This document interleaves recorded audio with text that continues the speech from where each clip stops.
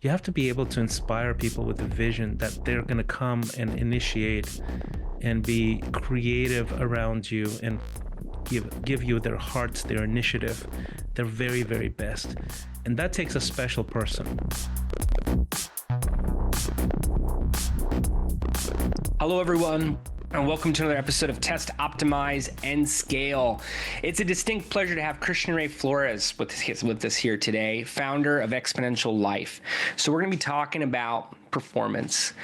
Christian has the opportunity of working with many founders, purpose-driven professionals on hitting their goals. I know I'm always creating obstacles for myself. Wait till you hear Christian's story. We're going to get in depth about how his process was created and why it's so effective. Christian, thanks for taking the time to join the podcast here today. Thank you, Jason. I'm delighted to be here. Excellent. I want to familiarize the audience. How did you get in this world of performance coaching? Where did it all begin for you? What is your story? Oh, well, there's a few things. I would say for coaching specifically, I was at the peak of my first professional success. I was in my mid-20s, and I was a big artist in Eastern Europe, entertaining millions of people. I was doing sports arenas, basically. And I realized that although I was living the dream of most musicians and selling millions of albums and all of that, but that being at the top of your game, even at the top of your industry, objectively, doesn't really mean you have reached the peak of what you could do, and also that you can go to distance, because it's not just about the what I consider the core skills for your business. There's all kinds of other layers that we can be very weak at. So I was at the peak of my career, and I was clinically depressed. And I met this guy who was this Canadian missionary. He wasn't even a professional coach. He was a pastor. And we became friends. And I basically said, I think you have something I don't. And can I learn it from you? And I treated him as a coach. Like I treated him as the Karate Kid treated, Mr. Miyagi, right? I was like, tell me what to do. Tell me what to do. I trust you. I put my trust in you. I'm with you. Tell me what to do. And his presence, his mentorship, and having the ability to see into my character, my life, the dimensions that were weak, and sort of strengthening them for them, and how that influenced the rest of my life, that got me super excited. I was like, oh my gosh, you can be at the top of your game, but you still have lack of something, right? And the presence of the right person with you by your side can propel you forward in incredible ways. So that was sort of the moment where I started studying this stuff, human flourishing, all kinds of things, and eventually coaching. And we all have something that, whether we want to admit it or not, lack or can at least better. I mean, it's continual growth, continual improvement. Yeah, we have weaknesses, and we also have blind spots. And there's a difference. Weaknesses we're aware of, blind spots we're not aware of. Weaknesses, blind spots, and by working with those, I like how you said it. You have something that I don't. I feel that. It's humbling. It's not an easy thing to ask for help. No. And I think that's why most people, most extraordinarily talented people, gifted people, plateau way before they should. Is because you get sort of into this bubble of you have status, you have admiration, you have respect, and less people around you who will say, hey, this is a profound flaw or a blind spot for you. You better fix this. People don't get that. People that are successful. And, the best way to avoid that is to just ask for guidance and understand that you need coaching, you need guidance, and you need coaching and guidance from more than one person. So, yeah. It's profound to be able to find someone who's been down your path before. Yeah. They can show you shortcuts, tell you about some of the difficulties you're going to encounter, especially if they've had conversations with many people like you. They can almost see it happening before it really does. Yeah, it's like seeing around corners. That's how it feels like, from the perspective of somebody who's being mentored. You go, okay, so it might take me 5 years to get And with you, I can get there in 6 months. 5 years plus pain, right? That's right. Real, Not an easy 5 years. No, not an easy pain, disappointment, disillusionment. You get back on the horse, you try again, you figure something out. So, and I think time is the most valuable, the most unscalable resource we have. We don't realize, I mean, the clock is ticking, and we don't know how much time we as individuals have, as a business, as the industry landscape and more competitors come into play. We work on these campaigns, crowd sales that are time sensitive, and we'll get into the weeds on why different channels are needed when I could just feel the time clock and how we're running out of weeks, months, days, in some cases, hours that are in the closing periods. It is definitely the most valuable resource. Yeah, it is. So you were at the peak, artist. I know more of the details. What really led you to make those shifts, and what did that provide for your life? Because you were already successful, accomplished, well-known, accomplished. People were hesitant to look to correct you and show any flaws, show any, blind spots. What really turned the trigger for you? To when I started listening, is that what it is? When I was seeking guidance? Yeah. Well, if you want to be humbled and all of your flaws to be revealed in a rush, get famous, and that's how you get there quickly. So it's sort of fame and fortune has a way of revealing all of the stuff that's under the surface. And for me, there's so many layers. I can give you a long list where I was messed up. I think the one thing, if you ask me about the one trigger, the trigger that actually sort of, it was like a switch went off in my mind going, okay, I don't know how to do this. I need to learn or else, was romance, right? Okay. I come from 3 generations of broken homes. I don't have really sort of role models when it comes to marriage and romance. I just don't. I don't know anybody who does it well at the time, right? And it's add to that this fear of intimacy that basically, I was 14 years old when my mom and dad got a divorce, and then we moved to another country, so I haven't seen him in ages, and he wasn't there to mentor me, as I became a man. And I had this profound scar. And every time I would date somebody and things got a little serious, I would drive that person away. I would act like a jerk. I was so cowardly that I wouldn't even break up. I would make them break up with me. That was sort of where I was. And that happened over and over again. And of course, that if you add a layer, that fame gives you completely sort of unnatural access to the female attention, right? Because you have like millions of fans.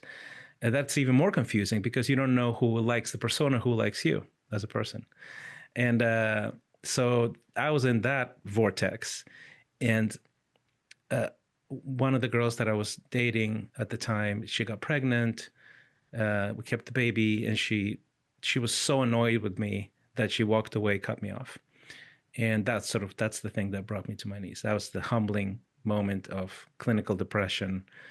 I don't even know what to do with this, that kind of thing. So that's what made me humble. That's when it really hit you. Yeah. You had millions of fans. Yeah.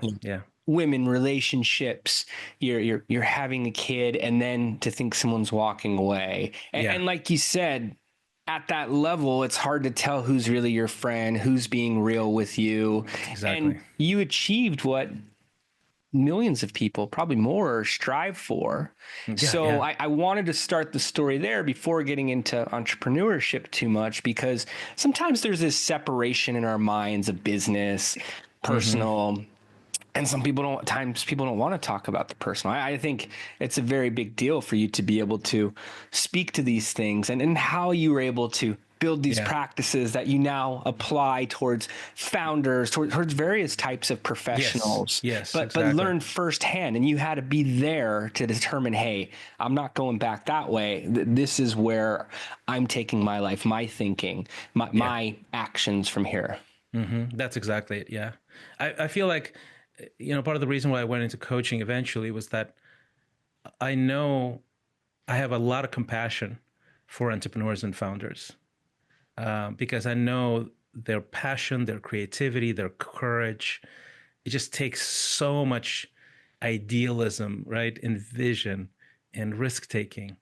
Uh, But I also know that they have flaws because I am them, right? So, and it's fascinating to be able to get into a place of trust with someone I'm working with, and then they can feel safe with me, and I can say, hey, I think you need to fix this or fix that, or talk them off the ledge and give them some tools on how to handle the journey. And the journey is really hard if you want to build something.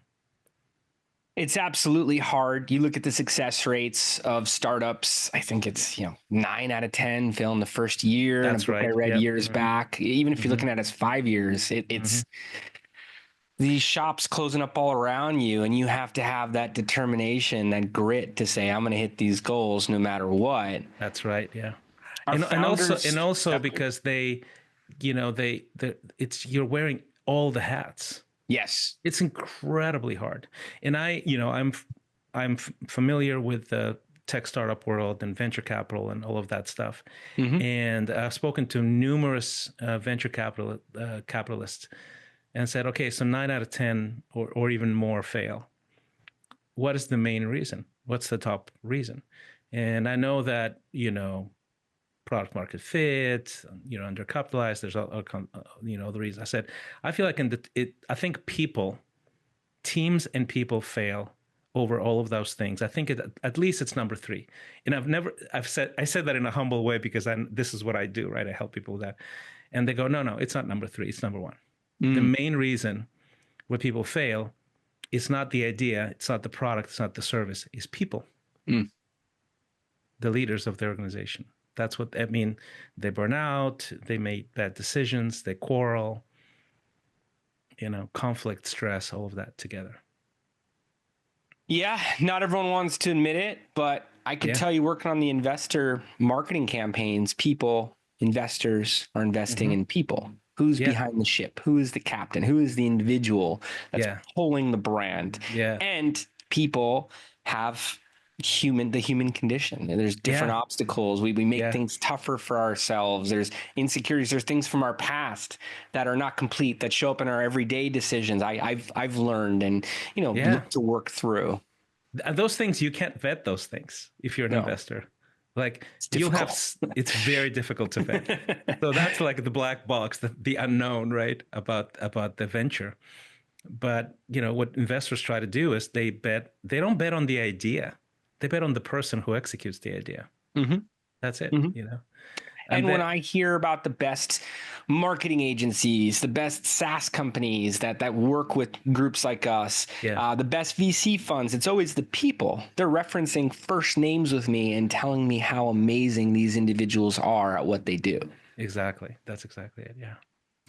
So is there reluctancy, when you're working with the founder? Are they sitting down and saying, okay, Christian, tell me what to do? And are they doing it? Are they hesitant? Do they question some of the ideas? What does that process look like? It's all over the place. And that's why I usually, when I start, I say, look, let's give it 3 months and see if there's a fit there on both ends. And the 3 months are really it's a good measure because new habits settle in about 3 months if you're consistent. And so we go through this very structured step-by-step process. And it's never perfect, ever. We are nuanced beings, right? So given it 3 months, it's a great idea because sometimes they start fast and they charge hard, and then they have an obstacle and they slow down a bit. Sometimes they have the hardest time starting to go on a journey and really working on stuff it's going to change lives forever. And then somewhere like 2/3 in or halfway through, they just wake up and you go, oh my gosh, I get it now, that sort of thing. So it's really very, very individual, very different. And I mean, that's part of the reason why I think coaching is so important, because you can read all the stuff that we teach you, that we coach you in if you read, 25 books of the best books Okay. on, but it doesn't mean skill. It's just knowledge. So having somebody look over your shoulder and look at your specific situation, it makes all the difference in the world. And then calling you not to knowledge or understanding, calling you to action. Action makes the difference. Implementation is what makes the difference, not knowledge, right? So, yeah, I can give you a list. It's a great list of books. The Yeah. problem is you're probably going to be very flawed at first of all, integrating that into your life and then executing on it, right? Because there's just 1,000 variables to what you do. Absolutely. And it's the practice. It's like you said, Yeah. 3 months, it'll start feeling more like a habit, until then, Yeah. even just staying consistent with it's going to be very difficult and you're going to get better over time. Yeah.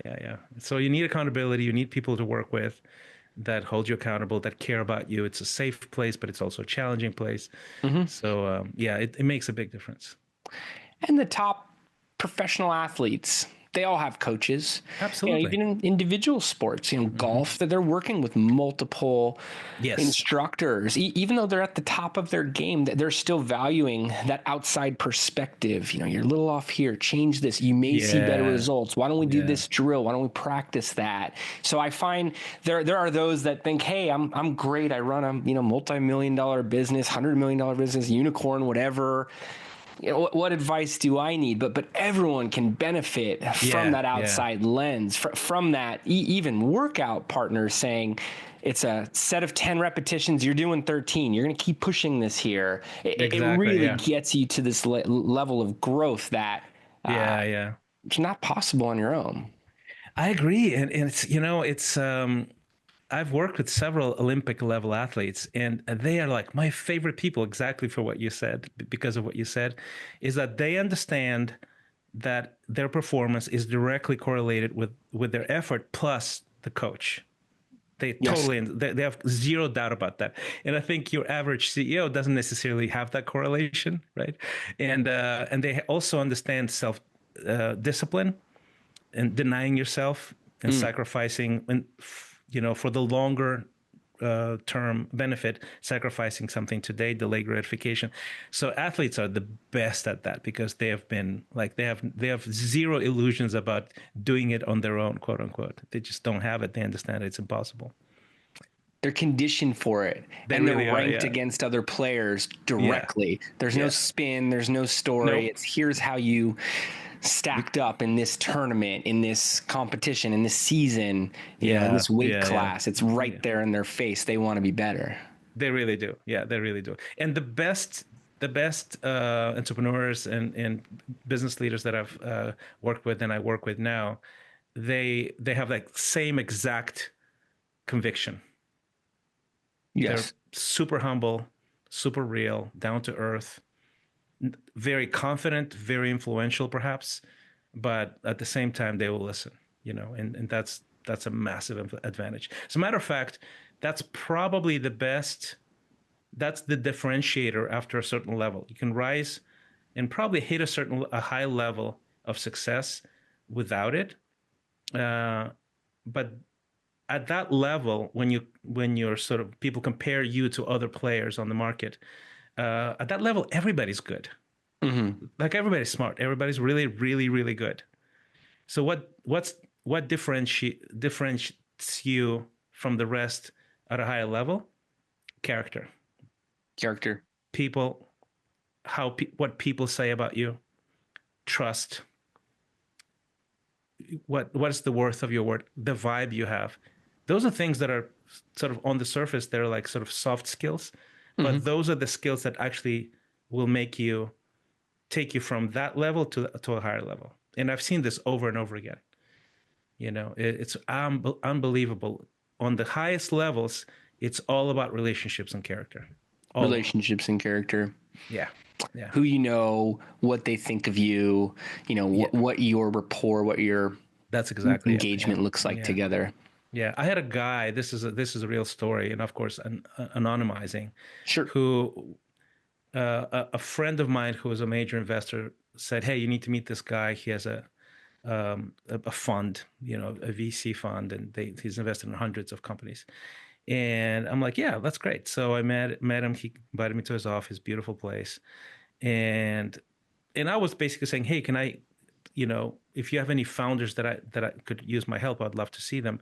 And what he wanted is the reason he wanted me to see me is because that investor that introduced us, he wants that investor to invest more money in his fund.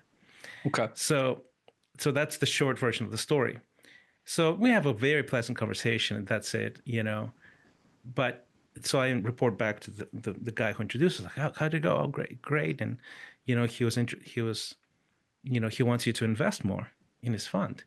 And the investor says, oh, no, we're not going to do that. I said, really? Why?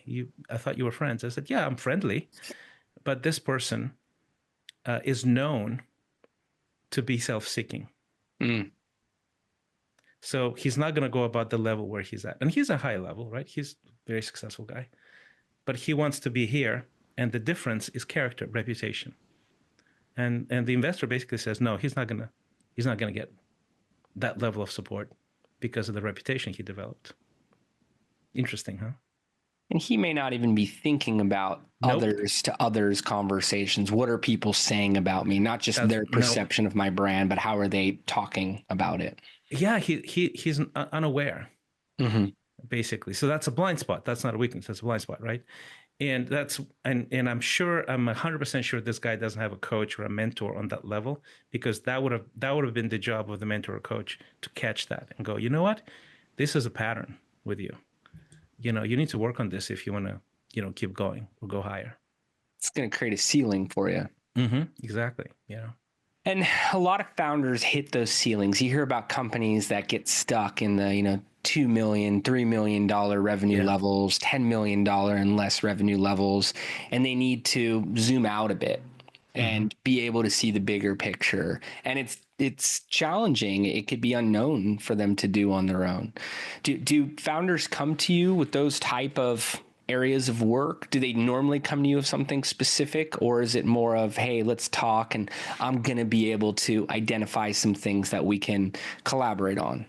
It's usually a vague sense of emotional pain and discomfort. Okay. Driver. Almost never somebody comes in a proactive way going, man, I'm doing so great, I'm going to do even better. That's just not human nature, Sure. So it's almost always like, man, I started my own company. I hit well into the multiples, high six figures. But man, I feel the pain. I feel the wear and tear. And I just, I can identify a way through this. So that's one example, right? Or I've been in the corporate world my whole life, and then until a certain level of success and revenue, everything, it's been great. But I've evolved. Things have changed with me. I feel like it doesn't satisfy me anymore. And I have so much respect and status and good money coming in that I'm super fearful to change lanes or start my own thing. That's another way. That's another reason. Usually it's seasons, in between seasons, right? We know our past season, but something pulls us towards a different chapter, and we just don't know how to deal with that next chapter. But that pain, that fear really being the motivator. Yeah. And that's great. Whatever it takes to get there, yeah, and to actually be willing to do the work. Our body sends us signals of pain when we need to pay attention to something that's off, right? So it's the same thing. Like our soul sends us emotional pain to signal, hey, you're sort of not working optimally. Your journey is taking you off, or you've changed and you need to evolve and do something different or better. So I think it's a good thing to experience pain. It's just what do you do with that, right? It's how we grow and have a stronger next season, next chapter. So don't escape. Don't try to escape the pain. Don't escape from pain into something that will numb you, which is, I think, a default thing for many people. Yes. Rather ask for help. You go, okay, it's time to grow. How am I going to do this? Who can help me with that, basically? Even if it requires that delayed satisfaction. Yeah. And What do you find to be the biggest obstacle for founders, the biggest for entrepreneurs, for CEOs? What do you know is going to come up in a conversation? Hey, I'm going to sit down with this company, this man, this woman. Mm-hmm. What do you see most often? Well, I can give you a few quick sort of reasons. One is, you jump off a cliff and you start something. Let's say you're an entrepreneur. Like, let's focus on the entrepreneur sort of scenario, right? Okay. And overwhelm, anxiety, and what started off as a powerful creative burst, right? If you want to start something, you're being super creative. Well, real life will humble you, hit you over the head, and you are now sort of waking up every morning stressed out and anxious. Well, you can't really create new things and form solutions well if you're in survival mode. So I think the first one is that. It's how do you change from being nervous all the time to being creative and in a state of flow every single day. So that's one. I think the second one is once you overcome that, you you need to the other thing is complexity, right? So, and that could be actually startups, or even when you rise very quickly on the ladder, the corporate ladder or something like that, or you grow quickly, complexities, right? So it starts with a very clean, this is what we do, and I have this kind of people, and then you start growing or scaling, and then you have way too many people. You just don't have the gears, the muscle to deal with problems on that level. So you may be overly involved in sales, or you don't know how to fire and hire. There's 1,000 things that show up. So what you lose is momentum, right? And we thrive. Human beings get their confidence from the sense of progress, earned success. Yes. So what I see is people, they rise, and then hit some sort of plateau, and then they either go in circles or hit a wall or whatever that feels like. But that sense of I'm not making progress, that's the second highest reason I would say, is just it's what you call it, being stuck. The third one is sort of this inner battle, and the inner battle is usually it's insecurity, it's uncertainty, is sort of self-doubt, imposter syndrome. That's basically the classic thing. And everybody has it. Everybody. And I mean, you can be 25 and just starting, or 65 and you're managing hundreds of millions of dollars. Imposter syndrome is always there. So we work on that as well. And then the fourth one I would say is not seeing yourself as a whole person, and over-investing in work and under-investing in your inner game. That balance. Balance, relationships, romance, love, marriage, et cetera, et cetera. You can be, it's a classic thing for startup serial entrepreneurs, 3 startups, 3 wives, that kind of thing, right? It's horrible. It's devastating, actually. So the problem of not holistic success, but sort of this very narrow success, is probably compartmentalized. It's really, really high on my list of reasons why people show up. They've succeeded really well. They're doing really well financially. They have a lot of respect. And then, your spouse doesn't want to be around anymore. And then how do you focus on work? How do you get into that flow state? How do you get progress? How do you win that inner battle if that balance, that whole self is not there? Yeah, exactly. And so we work on practices, daily practices that help you go from anxious to creative, excited, focused, because time, again, that's the one non-scalable, right? It's time. So you have 8 hours of sleep, you have 16 hours of awake. How do you bet those 16 chips that are on your table that are going to be gone tomorrow? You start over, right? And it's remarkable how much waste, how much low performance there is because of these sort of distracting sideways energy kind of things. So especially if you don't have a lot of time, a lot of money, you're a startup guy, you better make it count, right? You need to be high performance. That's non-optional for you.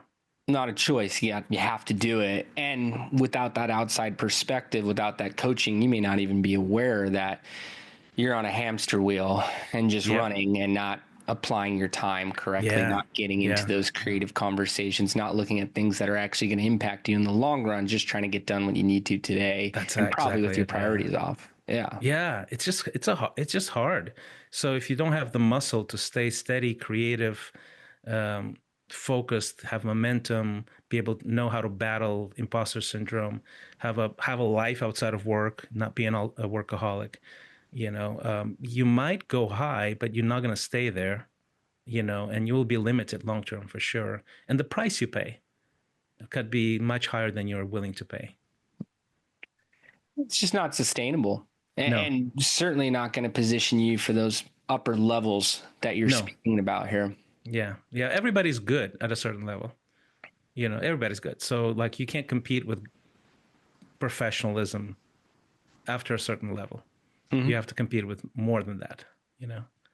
Exactly. And I've seen it firsthand, even in my industry, groups that, were good and are no longer here, groups that were good and then were later acquired and part of something much bigger. And because of the character, because of the relationships they had, Yeah. and, I applaud, of course. So being able to really stay balanced in your own right, whatever your systems are. If you're not checking email after a certain hour or on certain Yeah. days, spending time with your family, spending time on your hobby, spending time on yourself, being able to nurture your relationship so it doesn't appear to be just self-seeking, doesn't, come off as opportunistic and they only call me when they're trying to do a deal or whatever it Yeah. is. You really got to make sure you're present and for things that you want to do, of course, and to keep it in check. The anxiety, the overwhelm, the inner battle, not get distracted by some type of fire that you need to put out today. Address it, but with the appropriate amount of time and with the right level head, and make sure you're sorting it out with the other things you need to do that day so that you're still following your trajectory, you're still in your path, and being able to be comfortable in the discomfortable situations so that you can have that long-term success. Yeah. Yeah. But very well said. Very well said. I I try to stay present to it daily. Putting together a whole page of notes here, just talking to you though, and want to be able to package some actionable insights for the listeners, for the viewers as well. If this is resonating with them and they're thinking, oh, what are the daily practices? What are the things I should be looking at long term? What would you recommend for them? What should they test out for their own growth, for their own whole self, for their own well-being, their own flow states? What recommendations would you have for entrepreneurs to test towards their own goals? I would say, yes, I think the morning practice is huge. It's not rocket science. You can do all kinds of versions of it, but it's basically a contemplative practice every morning that gives you the ability to see yourself more objectively, prayer, meditation, journaling, that kind of thing. So Yes. contemplative practices, physical movement every single day, better throughout the day, actually, because it contributes to cognitive ability, overcoming obstacles, all kinds of things, right? So your body is not there just to transport your head from point A to point B. The body is an integrated system that you need to care for, right? The third one is learning, have sort of these habits of deep learning, not sort of read 100 business books this year. Like I really don't like when people do that. I go, seriously, there's no way you can absorb the essence of it if you read 100 business books this year, or 50, or even 25 to be quite frank. But I would say deep learning is immersive learning that allows you to very quickly sort of get momentum on the things that you're weak at. Everybody who starts something new, write a book, create a music career, start a tech, startup, raise capital, right? All of those things. We go, yeah, I'm going to start doing this because I know the 5 things that I need to know. Well, it turns out all the time that it's not 5, it's 50, right? So you have to know how to learn. Yes. And learn daily. Learn daily. Because if you don't learn these things are going to scare you, right? There's something that's going to scare you. Sales, marketing, lead generation, product iteration, whatever, right? There's like 1,000 things. The things that scare you, take them first, learn them first. You don't have to be an expert, but you need to know enough to get that confidence, that momentum going. And so that would be that would be the learning piece. I would say the ability to work super focused, super hard, and then stop and have a reset, replenishment routine every single day. That's one that's huge. A day off, a complete day off once a week, huge. Mm-hmm. That's very hard to do for someone who's sort of in the thick of the struggle, right? Deep relationships, spouse, girlfriend, massive. And that's what suffers the most when people get in panic mode or in hustle mode. Relationships just fall apart. And the relationships are the reason why you can actually persist. So have 2 or 3 really deep friendships that you nurture and you invest in regularly. If you're married, invest in your marriage. Don't lose your marriage over this. If you have kids, oh my gosh, right? You know, you can say eventually what's going to happen. Either you will say, I did it for you. How come you resent me? You know, like, look at all this money I made. And they're going to go, I don't need your money. I need you. You were not there. You were not there. And that's it. You can't go back on that. So those are things that, you know, people should count the cost. They should know exactly the price they're paying. And I think it's like, if when you go, well, you can't have everything. I think you can, actually. I mean, I really believe in that a high performance lifestyle can give you exponential growth. I mean, that's why I call my thing Exponential Life.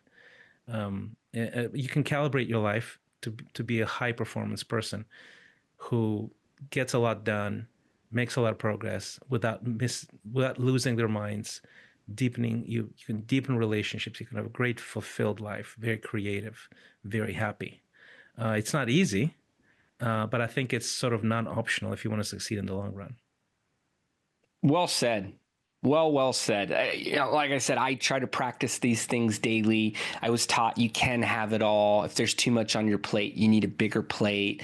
And what you're saying about the morning routine, about physical movement, about learning daily, about the deep relationships, and you're bringing stories, individuals to mind for me, you know, where one thing was missing, or even points in my life where I wasn't putting enough time towards one or the other. And you could become so focused on that sales goal or that marketing tool, the product that you're building, the whatever it may be, but without the others, what is it? And you think you could just pick it up later, but sometimes it's not salvageable, and then you're in this dark place. What about if you're doing all of these things and it's still not working? You know, you're at least right out of the gate. And we encounter this on marketing campaigns all the time, and in marketing we call it optimization. How do you manage it to a point of effectiveness? Well, I think that's a really good question. And I think almost nothing works right away. It's just true. Agreed. You know? Like it's just true of life in general. So almost nothing works right away. And then when things don't work, these are the two sort of macro movements. One macro movement is people ignore it and keep doing the same thing over and over again and hoping for a different result. Insanity, right? You're escaping reality, not really facing reality. So you're doubling down because you think it's going to work. Or you can measure everything, you can test everything, and you don't take it personally. You just test until you get it. And to me, that's really the thing, is like question okay, here's the chain of things that needs to happen for my service or product to make it to do well. You know, it's everything from engineering to customer service to marketing to every process. What's the cost? Where is it? You know, there's 1,000 variables to everything. But I think leaning into the details is the best way, because it's super painful, especially if you're an ADHD guy like me, right? Oh my gosh, like I can't. But you have to sort of know every little bit of the thing that you do, every part of the process, somebody else's job even, so that you can delegate it well. You know who to choose, who to hire, who to attract, even talent-wise. You have to know the job that they're going to do, at least to the degree where you can have an educated conversation with them, right? So I think like getting your hands dirty into the process is super, super helpful, as long as you have the boundaries to reset, right? Because you can lose your mind if you don't reset. So that's why I think the ability to shape a life where you can hyper focus, like really, really do the work of three people in the same period of time. The only way to do that is to have these other elements lined up and present and practiced every day that allow you to hyper focus. If you sort of subscribe to this myth, I think it's a total myth of the hustle culture, right? Right. Which is, it's okay, once every 10,000 startups you do the hustle culture thing and you win big. Most people don't. It's just a myth. It's not sustainable. You burn out in a week if you're a normal person. Now, you can be wired a different way. That's a whole different story. Like Elon, he's extraordinary, but he's wired a certain way. I'm not wired like Elon is, so so I can't really replicate that. You know what I'm saying? And also there's some dimensions of Elon Musk's life where I don't want those outcomes either. In my priorities, I have some other priorities that he may not have, and vice versa. So yeah. It's amazing how many companies he runs. You wonder how he balances it all. But like you said, it's the 1 out of 10,000. Yeah, and he doesn't balance it. More.